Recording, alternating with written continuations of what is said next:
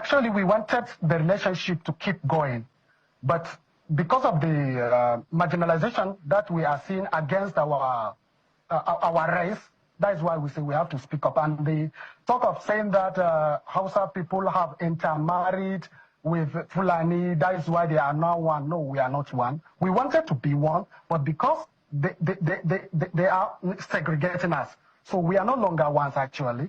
Because if we are one, Hausa people too supposed to be seen occupying political positions. So it is because to them we are not one, that is why they are not allowing us. To even let me take for instance in kind of my states, you cannot see you can hardly see a government official that is a political appointee that is Hausa. There are Hausas, but they are very, very few. And so with that equity, we need equity, you know, so that our power will be the same. But when maybe in this crisis of let me call it Hausa genocide, because those people are the ones that have upper hands. They have upper hands over us. So they are actually, they are unaliving us so much, as if there is nobody that will come and talk for Hausa people. And all these things that is happening, there is no single person from the north, from all my state that say, oh, this thing is happening to Hausa people. Let us come out and help Hausa people. What some of them are even saying is that people are being treated. But if there is Hausa man that is occupying a higher political position, he will come and say that no, it is my people that are being affected the most. Hausa is gone. It took Fulani very many years before they came out of their shell to say we are Fulani. Remember before, many years ago, they told you we are Hausa Fulani. We are Hausa Fulani. Because that time their subjugation of the Hausa race hasn't been completed. Now they have completed it. Have they not completed it? And what is happening right now? I ask you, what is happening now? Fulani have now come out to tell you we are Fulani people. Is that not what they are saying now? They are not telling you we are Fulani. No more Hausa Fulani. What does that tell you? Do you know why Borno State is still alive? Why you still have the Kanuri people in Borno today? Was because they resisted the Fulani centuries ago. You have to go back to history to understand how Nigeria came into existence. Fulani has been expanding from day one, from Senegambia, all the way from... And you're asking us to somehow fold our hands and keep quiet. We should fold our hands and wait until we are overrun by the Janjaweed from the Sahel. Is that how reasonable people think? Is that how people that wish to survive as a race, is that how they reason? Don't know is Hausa and Fulani are two completely different people. We have different well, we're not the same. Genetically, Hausas are more closer related to Igbos than they are to Fulani. Fulani is literally... The Fulanis are hiding under Islam. They are confusing our people, especially the Hausas. They are confusing our people. All the imams in Nigeria, especially the northern part of Nigeria, all of them are Fulanis. Hello, good evening, SC viewers. If you are new to the program, kindly like, share, subscribe, and please do not forget to hit the notification bell. Mr. Chinedu is an eye-opener. There's no doubt. We can see how his enlightenment have triggered the Hausas in the north to now realize that they are not Fulani, that the Hausa, that Fulani is a different people from the Hausas. A case in hand is a popular leader from Hausa community who have now risen up to challenge the northern hegemony led by the Sultan of Sokoto, that we need our own identity. I think we should listen to him before we further this conversation, Mr. Chinedu. You are welcome back. Mr. Chinedu, let us quickly digest this statement coming from this Hausa man. Let me get your take. Yes, it shows a lot of how Mazi Nnamdi Kanu's video infiltrated the North, which they never wanted it to happen. When Mazi Nnamdi Kanu started coming clearly online, a lot of them did not believe, because of religion.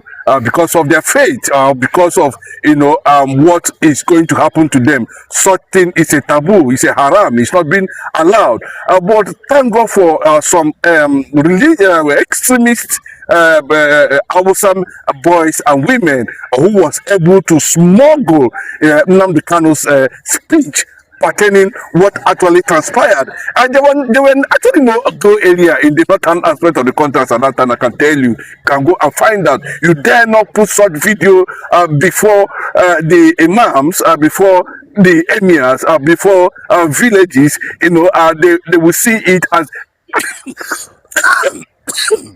Sorry. as total haram. So you can see some of those ladies now, maybe some of them have been outside, or some of them have just realized, oh, this is not true. What exactly is Nnamdi Kanu talking about? What do you mean by Biafra? Some of them are not even exposed to education. Some of them are not even exposed to knowledge. All they believe is that religion, that ties them with political ideology.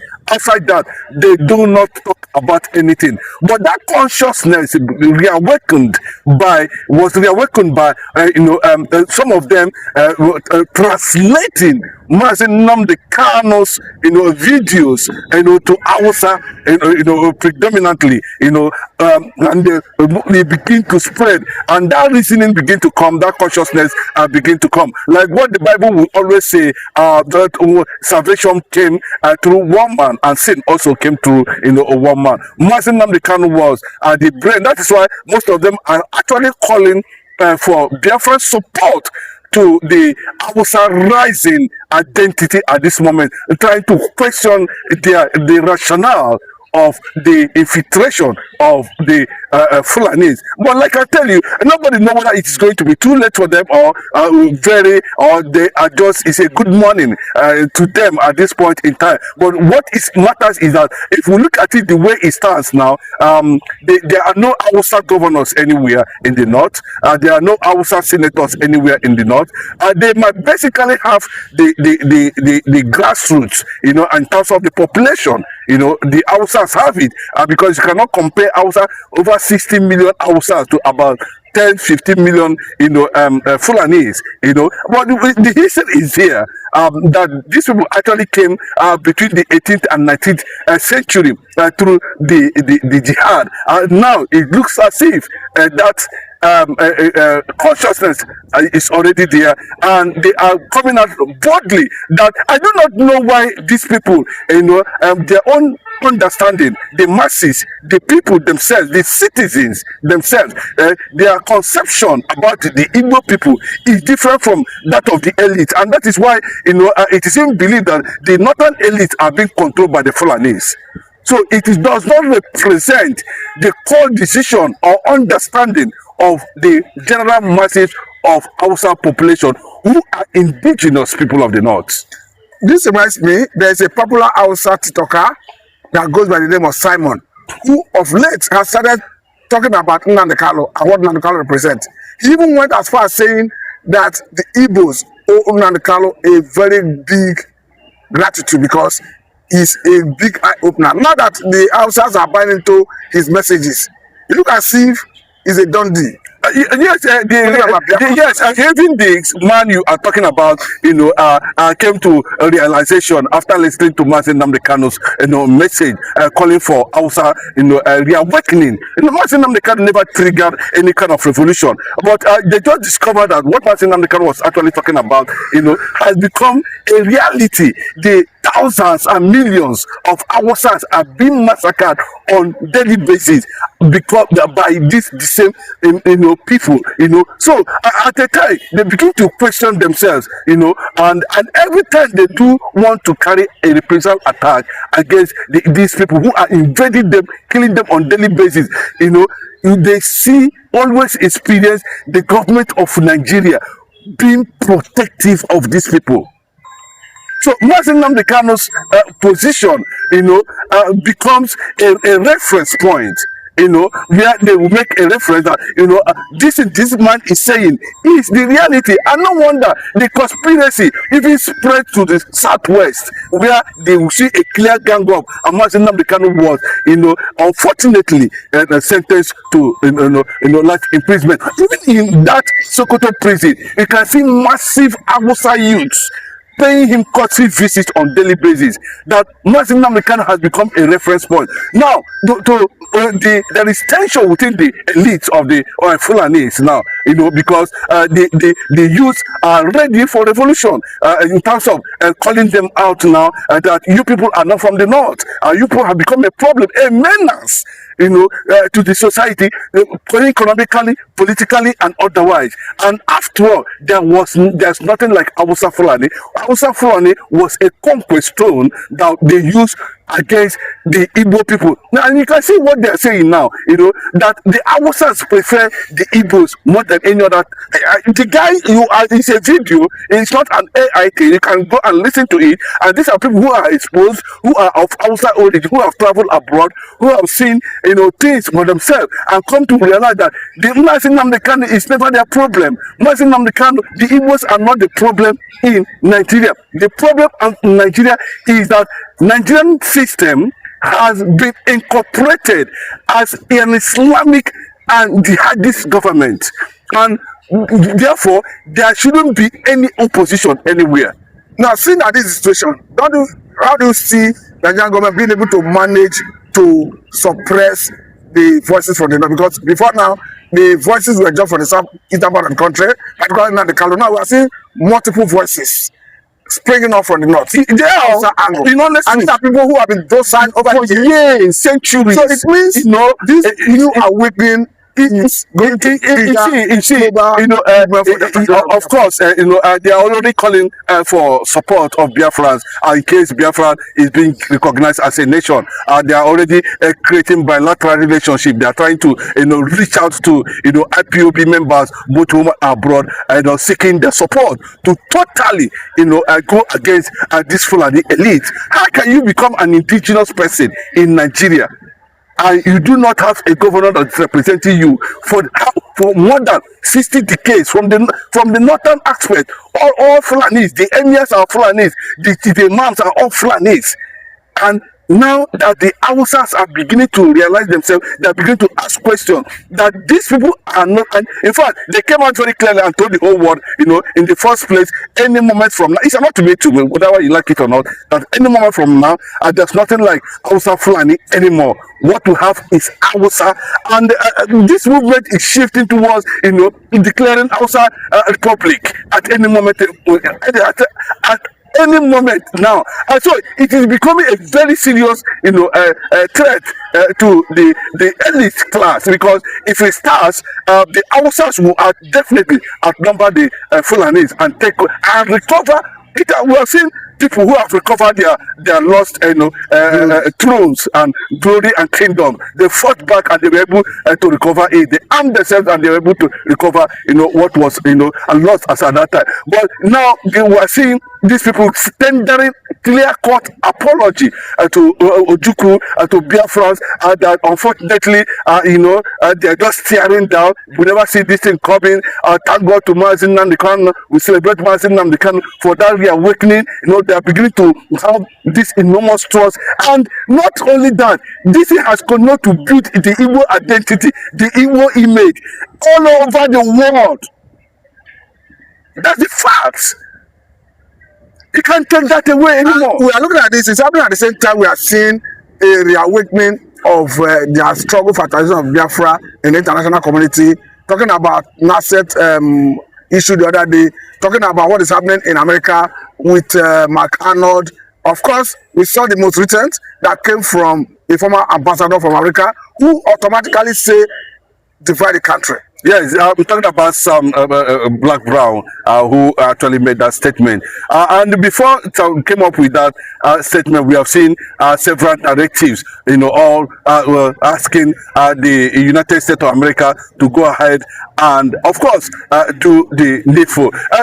You will not be surprised that the Biafra agitation has spread all over the world now and it has become an international anthem. Now, people are looking at it. Let me just tell you, it's also might be possible the reason why these people are coming out now to begin to recognize the position of the Igbos before 1960, before 1943, before 1967. They are coming out now. They are saying that we do not know these people who are governors today, who call themselves Fulanis. We do not know them. Don't say me as we do not know them, where they came from. But you can see the role that British actually played, and that is why you see, King Charles are now navigating all nooks and crannies. See how he's going to,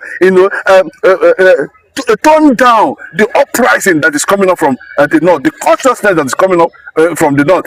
He's about to go to the United States of America. Musobola made to visit to Wisdom Palace. All this is as a result of the consciousness that is coming, but they cannot do anything again. This is not a time of conventional monopolized tailored Fulani agenda media where everything is tailored and lies and we are being hidden under the carpet. Now the internet has broken the jinx, and awareness, and that is why it is going to be very difficult for the Fulani political class any moment from now to survive in Nigeria. It appears as though the Fulani hegemony that hitherto before now control power in the north, they are now losing their grip. That they are victim, which is the outside, already pulling out. Remember before Bola Tinubu left to UK, the Sultan of Sokoto actually paid him a secret visit, where most of these things were actually put on ground. Now after that visit, he's trying to see, and look at the angle that Mike Arnold, is coming from. That Britain want to stop Biafra to avoid Biafra comes, they will pay £6 trillion damages compensation to Biafra, and that's what the US government is talking about now. And with the rising, and they are seeing it every day, with the rising consciousness from the it will be very difficult for the level of their heroes past to be in vain this time around. Because let me tell you, Britain is still worried about the efforts of Lord Lugard to make Nigeria one, and that effort is no longer yielding fruit, because there's going to be uprising from the Hausa communities and Hausa land trying to declare. And what they're saying now, that the declaration that they seek Biafra bilateral relationship and support, they are talking about it. They are real men, elders of the Hausa land from the northern extraction, might not be coming out, but so you can see some of them now are already on the conventional media, on TV stations, coming out to take a particular stand and start telling the whole world, that there was nothing like Hausa Fulani. Now, seeing that this is the recent development, we understand that the Fulanis, they came into the part of the world in sometime 19th century, that came from Senegambia. Do you foresee a situation where they may be returning to Senegambia, or they will negotiate their way to remain here? No. The first thing to do at the end of the day, if they don't allow the people to take over their destinies the way it's supposed to be, there's going to be serious uprising against them. And there are less than 10 million people. You cannot equate them with over 60 million people.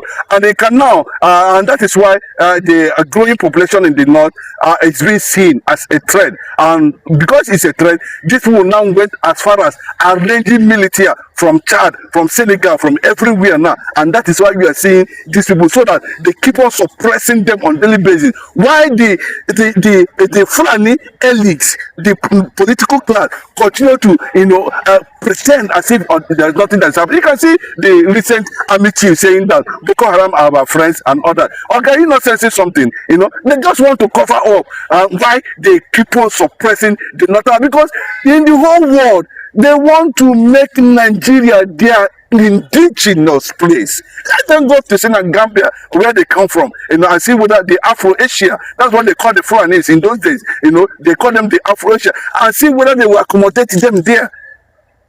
Mali does not need them. Traore is chasing them out everywhere. So all of them who have find no place to stay in any part of Africa have already identified Nigeria as a potential ground, as an indigenous by force. And that is what Lugard signed with the British government as at that time. And that's why you see King Charles now running up and down. But unfortunately, Nnamdi Kanu has broken that things.